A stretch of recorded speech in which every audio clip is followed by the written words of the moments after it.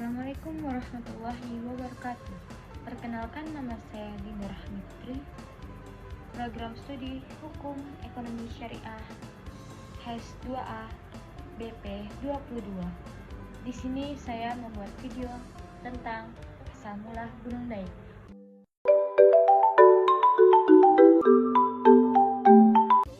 Asal mula kata Daik merupakan nama sungai yang mengalir dan bermuara di selatan Pulau Lini.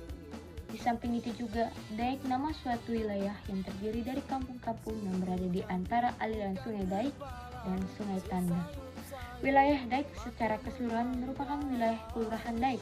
Batas-batas wilayah Kelurahan Daik sebelah utara dengan Desa Pangak Darat, sebelah selatan dengan Desa Kelombok, sebelah barat dengan Desa Merawang, dan sebelah timur dengan Desa Pangak Langit.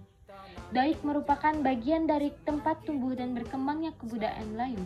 Daik juga pernah menjadi bagian dari pusat tamadun Melayu dan pernah menjadi pusat kerajaan Johor, Lingga hingga ke Lingga Riau.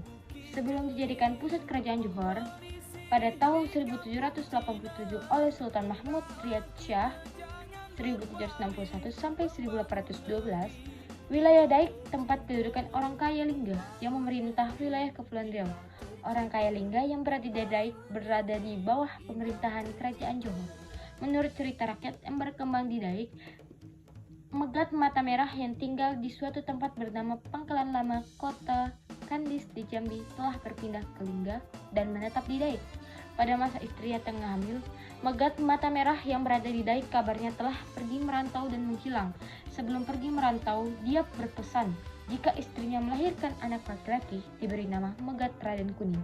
Istri Megat Mata Merah melahirkan seorang anak laki-laki, dan sesuai dengan pesanan suaminya, anaknya diberi nama Megat Raden Kuning. Selanjutnya, Megat Raden Kuning menjadi penguasa di Kepulauan Lingga, dan setelah wafat, dia dimakamkan di Bukit Syur di Daik. Keturunan Megat Raden Kuning selanjutnya menjadi penguasa Lingga dengan jabatan orang kaya Lingga.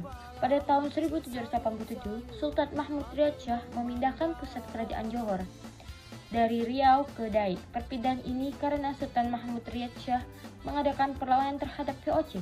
Pada masa itu, Kepulauan Lingga diperintah oleh Megat Inu yang menjadi Pulau Mepar di selatan Pulau Lingga sebagai tempat kedudukannya.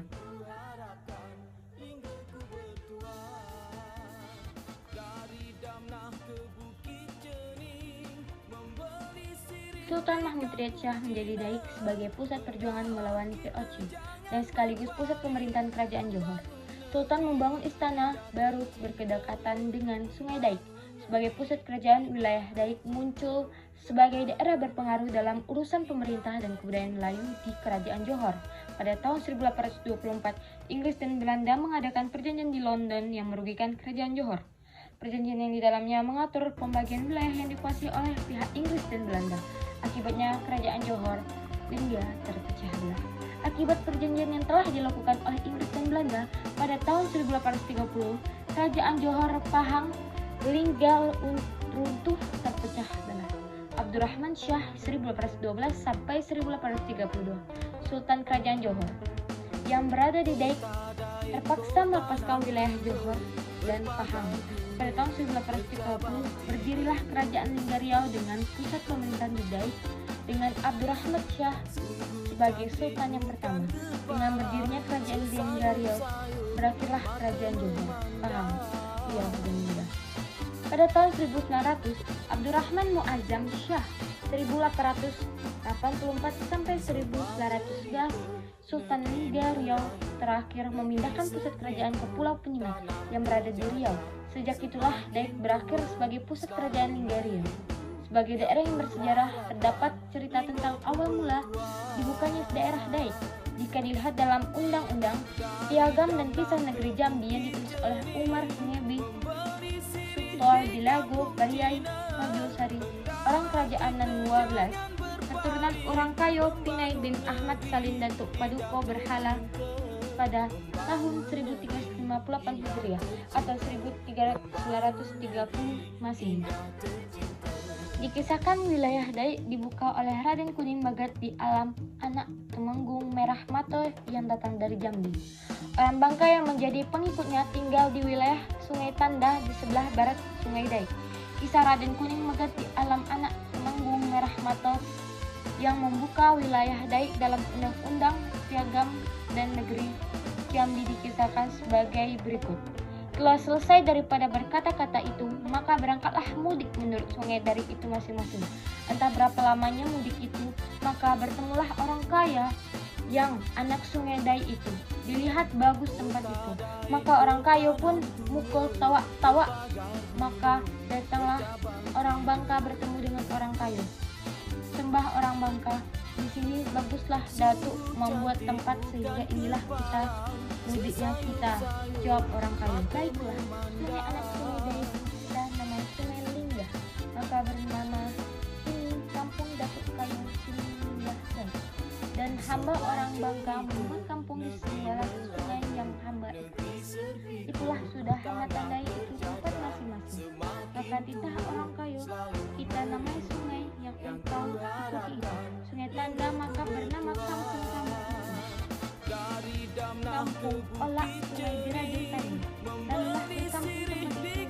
Orang pun banyak makin lama makin banyak datang kepada orang kaya Sungai Dirajung hingga tertinggallah Pulau Singkap dan Pulau Jaili dengan manusia. Sebagai daerah yang bersejarah, terdapat juga cerita rakyat tentang asal-usul nama Daik. Menurut cerita rakyat zaman dahulu, kabarnya Megat Mata Merah yang tinggal di Pangkalan Lama, Kota Gandis di Jambi datang ke Lingga untuk membuat negeri yang baru. Sampai di Lingga, Megat Mata Merah dan pengikutnya bermukim di sekitaran Sungai Kasapuntu, di wilayah yang bernama Limbung di sebelah utara Pulau Lingga. Megat Mata Merah tidak bisa tinggal lebih lama di daerah ini karena terdapat banyak hewan gamat yang naik ke darat sehingga mengakibatkan menimbulkan aroma busuk. Megat Mata Merah dan pengikutnya berpindah ke wilayah antara Tembok dan Jeletung di bagian barat Pulau Lingga. Di tempat yang baru ini, sekali lagi Megat Mata Merah tidak bisa tinggal betah karena banyak terdapat serangga pikat yang sangat mengganggu. Megat Mata Merah akhirnya berpindah ke wilayah di sekitaran Sungai Daik yang berada di sebelah selatan Pulau Lingga. Di Daik, Megat Mata Merah dan pengikutnya dapat hidup nyaman, damai, dan sentosa dibandingkan dua tempat sebelumnya. Dalam cerita rakyat, nama Daik bermulai dari kisah Megat Mata Merah yang membuka pemukiman baru di sekitaran Gunung Daik. Menurut cerita rakyat, sebelum masuk ke aliran Sungai Daik, Mata Merah bersama pengikutnya menemukan muara sungai dan terus mudik ke hulu untuk mencari tempat yang layak dibuat pemukiman.